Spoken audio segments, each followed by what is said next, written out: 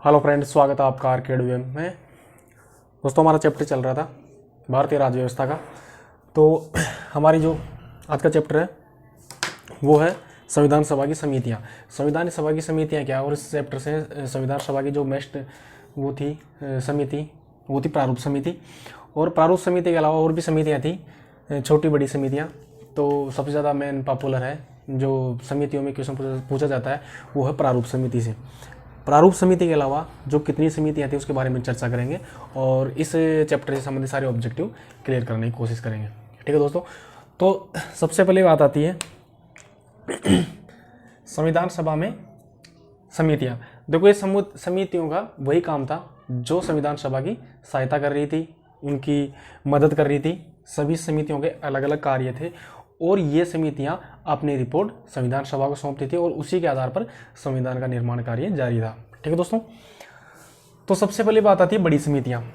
देखो, संविधान सभा में बड़ी समितियां थी, कितनी थी? 8। कितनी समितियां थी? बड़ी समितियां 8 समितियां थी। ठीक है दोस्तों, और छोटी समितियां, देखो बड़ी समितियों के अलावा छोटी समितियां या उप समितियां थी, वो छोटी छोटी थी, वो 11 समितियां थी। लेकिन चक्कर ये होता है कि छोटी समितियों से कभी भी कोई क्वेश्चन नहीं बनता। क्यों? क्योंकि बड़ी समितियों की जो जिम्मेदारी थी उन्हीं के ऊपर छोटी समितियां बनाई गई थी, उन्हीं के आकलन के लिए या फिर उन्हीं की हेल्प करने के लिए। ठीक है, तो सबसे बड़ी बात आती है वो समितियों के जो क्वेश्चन बनते हैं वो 8 समितियों से बनते हैं। और 8 समितियों के अलावा सबसे मोस्ट जो समिति है प्रारूप समिति, और सबसे ज़्यादा क्वेश्चन बनते हैं प्रारूप समिति से। ठीक है दोस्तों, तो हम सबसे पहले एक नोट डालेंगे, एक नज़र डाल लेते हैं 8 समितियां में 8 समितियां कौन कौन सी थी। ठीक है दोस्तों, सबसे पहली समिति थी संघ समिति। ठीक है, ठीक है दोस्तों, संघ शक्ति समिति। और दूसरी समिति थी संघीय संविधान समिति। और तीसरी समिति थी राज्यों के लिए समिति। चौथी प्रक्रिया नियम समिति। 5 नंबर की संचालन समिति। 6 नंबर की प्रांतीय समिति। और 7 नंबर की प्रारूप समिति। और 8 नंबर पे वो है एक समिति थी, उसके अंदर 3-4 चीज़ें थी। मौलिक अधिकार, अल्पसंख्यक और जनजातियों के मामले संविधान में डालने के लिए एक समिति बनाई गई थी 8 नंबर की, जो थी उसमें मौलिक अधिकार और अल्पसंख्यकों और जनजातियों के लिए क्या क्या अधिकार चाहिए और इनके लिए अलग से क्या इनको बोनस दिया जाए। ठीक है दोस्तों, हम समझेंगे 8 समितियों के अध्यक्ष के बारे में, क्योंकि यहाँ से क्वेश्चन बनते हैं। 8 समितियों के अध्यक्ष से क्वेश्चन बनते हैं कि संविधान सभा में कौन सी समिति का कौन सा अध्यक्ष था। ठीक है, एग्जैक्टली यही पूछ लिया जाता है। तो देखो, सबसे पहले 3 समितियां उठाएंगे हम शुरुआत की, 1 नंबर, 2 नंबर और 3 नंबर। ठीक है दोस्तों, तीनों समितियां हैं संघ शक्ति समिति, संघीय संविधान समिति और राज्यों के लिए समिति। ठीक है दोस्तों, तो तीनों के अध्यक्ष एक ही थे, पंडित जवाहरलाल नेहरू, JL नेहरू। ठीक है दोस्तों, अकेले पंडित जवाहरलाल नेहरू 3 समितियों के अध्यक्ष थे। कौन कौन से थे?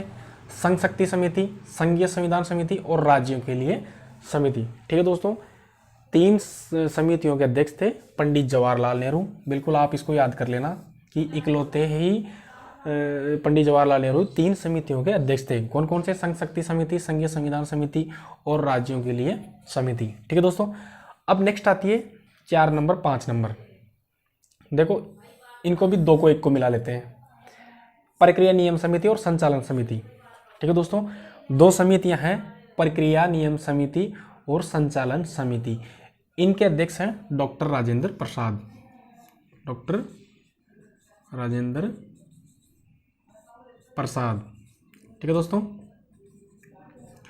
डॉक्टर राजेंद्र प्रसाद हैं 2 समितियों के, प्रक्रिया नियम समिति और संचालन समिति। ठीक है दोस्तों, तो 3 + 2 5 समिति को तो हमने याद कर लिए, क्योंकि 3 समितियों के अध्यक्ष हैं पंडित जवाहरलाल नेहरू और 2 समितियों के अध्यक्ष हैं प्रक्रिया नियम समिति और संचालन समिति, दोनों के अध्यक्ष हैं डॉक्टर राजेंद्र प्रसाद।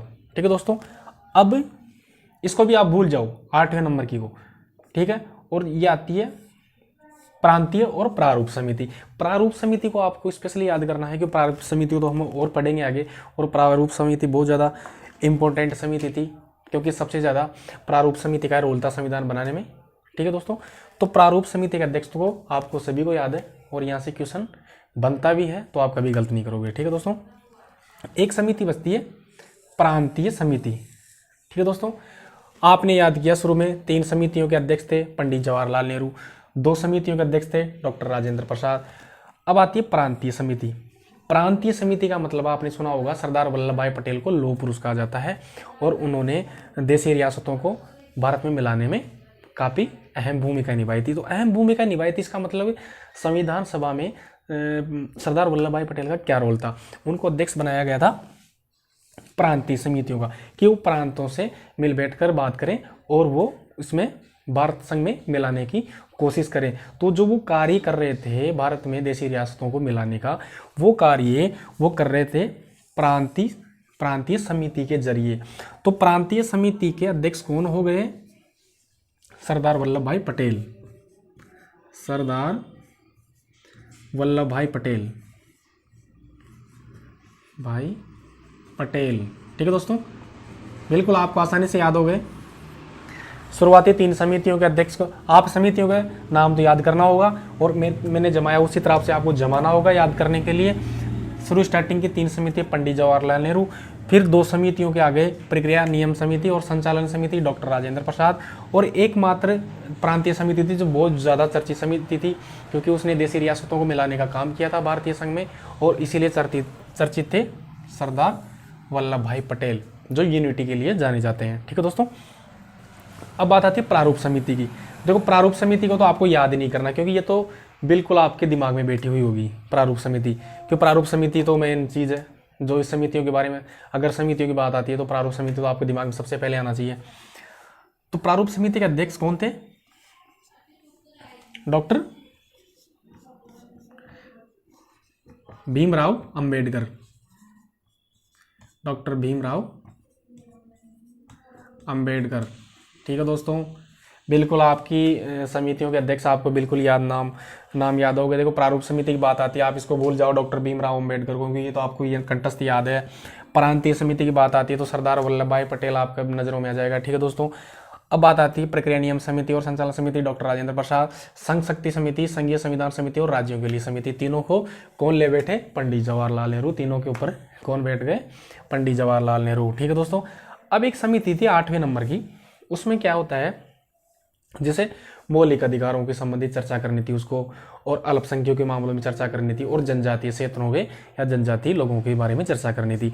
तो इसके अलग अलग देश थे, छोटे छोटे देश में। ठीक है दोस्तों, देखो मौलिक अधिकार, इस समितियों में जो समिति थी मौलिक, जो 8वें नंबर की, इसको 2-3 उप समितियों में बांट दिया गया था, क्योंकि सबके अलग अलग काम थे।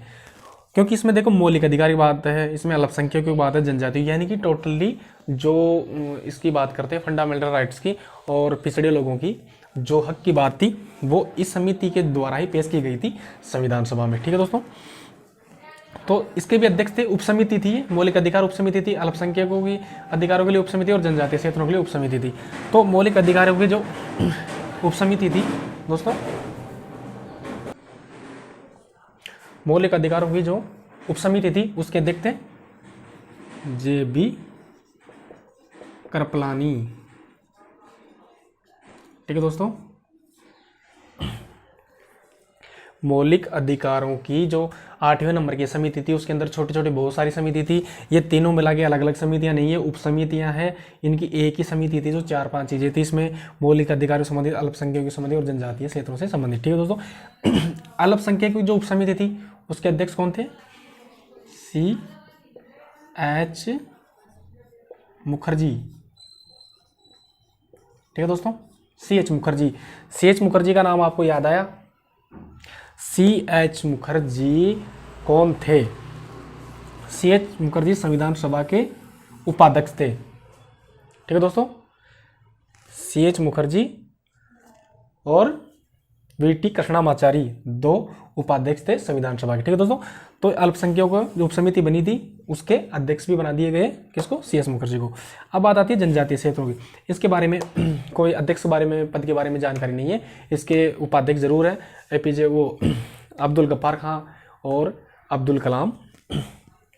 ठीक है, अब्दुल कलाम और अब्दुल गफ्फार खां, ये इसके उपाध्यक्ष है। ठीक है दोस्तों, अब बात आती है छोटी समितियों की। देखो छोटी समितियाँ 11 समितियां थी। छोटी समितियों का आप सिर्फ एक ही नाम याद रखना, एक ही संख्या याद रखना कि छोटी समितियों की संख्या कितनी थी, 11, क्योंकि यहाँ से क्वेश्चन बिल्कुल न के बराबर बनता है। छोटी समितियाँ सिर्फ बड़ी समितियों की हेल्प करने के लिए बनाई गई थी और इनके अध्यक्ष और कभी इनके बारे में चर्चा नहीं की जाती। जैसे इसकी छोटी छोटी समितियाँ ऐसी बनी थी, जैसे प्रारूप समिति की सहायता करना और उसके क्रियाकलापों के ऊपर प्रक्रिया करना, और जैसे वित्त मामले में, तो ऐसे छोटी छोटी, क्योंकि जो संविधान सभा थी वो एक संसद का काम भी कर रही थी और ये समितियां दोहरी भूमिका निभा रही थी। ठीक है दोस्तों, अब बात आती है प्रारूप समिति की। देखो प्रारूप समिति बिल्कुल मोस्ट इंपॉर्टेंट है। प्रारूप समिति, देखो प्रारूप समिति का गठन कब हुआ था? प्रारूप समिति का गठन हुआ था 29 अगस्त 1947 को। ठीक है दोस्तों, 29 अगस्त 1947 को इसका गठन किया गया था। इसके सदस्य कितने थे? इसके 7 सदस्य थे। बिल्कुल आपको कंफ्यूज नहीं होना है, 7 सदस्य थे प्रारूप समिति से। बिल्कुल एग्जैक्टली ऐसे पूछ लिया जाता है प्रारूप समिति में कितने सदस्य थे। ठीक है, अध्यक्ष बारे में आपको तो बिल्कुल याद होगा। ये तो अध्यक्ष थे doctor B R Bhimrao Ambedkar. ठीक है दोस्तों, बाबा साहब डॉक्टर भीमराव अंबेडकर प्रारूप समिति के अध्यक्ष थे और इनकी भूमिका की वजह से बी आर अंबेडकर को भारतीय संविधान का जन्मदाता कहा जाता है, क्योंकि प्रारूप समिति का अहम रोल था संविधान के निर्माण में और इसी वजह से B R Ambedkar, doctor Bhimrao Ambedkar का सबसे पहले सर्वोच्च स्थान आता है संविधान निर्माण में। ठीक है दोस्तों, अब इसके अध्यक्ष की बात हो गई। अब इसके सदस्य, देखो इसकी एक बार नजर मार लेते हैं। सदस्य, यहाँ से क्वेश्चन पूछ लिया जाता है कि प्रारूप समिति के सदस्यों, इसमें जैसे क्वेश्चन पूछ लिया जाता है इसमें से कौन से प्रारूप समिति का सदस्य नहीं है, या इनमें से कौन सा प्रारूप समिति का सदस्य। अगर जब आपको इसके नाम ही याद नहीं होंगे तो आप कैसे उसमें सही कर पाओगे। ठीक है दोस्तों, सबसे पहले बात आती है एक नंबर पे सबसे पहले डॉक्टर भीमराव अंबेडकर। आपको बिल्कुल करेक्ट याद करना होगा कि वो तो अध्यक्ष भी थे। दूसरे नंबर पे है एन जी अयंगर, और तीसरे नंबर पे है अल्लादी कृष्णस्वामी अयंगर, डॉक्टर के एम मुंशी, सैयद मोहम्मद सादुल्ला और एन माधवराव, और ये भी है टी कृष्णामाचारी। ठीक है दोस्तों, अभी जो लास्ट के 2 नाम है एन माधवराव और टी कृष्णामाचारी, इसको हम लेते हैं क्योंकि यहाँ से थोड़ा हट के एक क्वेश्चन है। एन माधवराव बी एल मित्र की जगह बने थे, क्योंकि बी एल मित्र को सबसे पहले प्रारूप समिति का सदस्य बनाया गया था।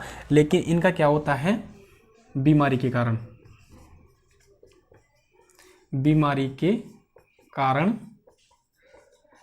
के कारण ये पद से इस्तीफा दे देते हैं और उसकी जगह एन माधवराव को बना दिया जाता है प्रारूप समिति का सदस्य। बिल्कुल आपको इस चीज़ को नहीं छोड़ना, आपको याद करना है बी एल मित्र की जगह बनाए गए थे एन माधवराव, क्योंकि कंफ्यूजन कर देगा कि बी एल मित्र की जगह प्रारूप समिति के सदस्य को उसका सदस्य बनाया गया था प्रारूप समिति का। तो जैसे एन माधवराव 2 ही थे सेकेंडरी, टी कृष्णामाचारी और माधवराव, जिन्होंने दूसरे सदस्य की जगह अपने पद स्थापित किए। तो एन माधवराव की जगह बात आती है तो बी एल मित्र, देखो बी एल मित्र एन माधवराव, और ये कारण था इसका इस्तीफा देने का। इस्तीफा किसने दिया? बी एल मित्र ने। उनकी जगह कौन आया? एन माधवराव। ठीक है दोस्तों, ऐसे ही है टी कृष्णामाचारी की। टी कृष्णामाचारी की क्या हो जाती है? इनकी मृत्यु हो जाती है। किनकी हो जाती है? डी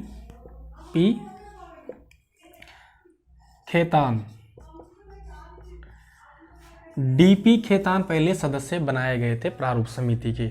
डीपी खेतान की मृत्यु हो जाती है, उसकी जगह किसको बना दिया जाता है? टी कृष्णामाचारी को। ठीक है दोस्तों, तो अभी जो बात होती है इन 7 सदस्यों की आपको याद करना होगा प्रारूप समिति के। लास्ट के 2 है 6 नंबर के और 7 नंबर के एन माधवराव, जो बी एल मित्र की जगह बने, और ये बीमारी के कारण इस्तीफा दिया किसने? बी एल मित्र ने, क्योंकि इनका तो ये तो थे जो बीमार हुए थे वो बी एल मित्र थे, और टी कृष्णामाचारी बनाए गए थे। इससे पहले कौन थे? डीपी खेतान। इनकी क्या हो जाती है? मृत्यु।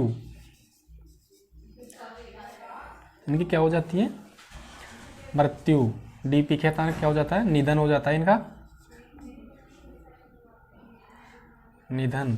ठीक है दोस्तों, और इसी वजह से बनाया दिया जाता है टीटी कृष्णामाचार्य को। ठीक है दोस्तों, तो ये प्रारूप समितियों को आपको बिल्कुल, और जो जितनी भी बड़ी समितियाँ थी 8 समितियाँ, उनके अध्यक्ष पद आपको याद करना होगा, उनके नाम याद करना होगा। ठीक है दोस्तों, तो बने रहिए हमारे यूट्यूब चैनल पर, और अगर आप हमारे यूट्यूब चैनल पर नए हो तो प्लीज़ हमारे चैनल को सब्सक्राइब करें, लाइक करें और दोस्तों से अधिक शेयर करें। ठीक है दोस्तों, थैंक यू।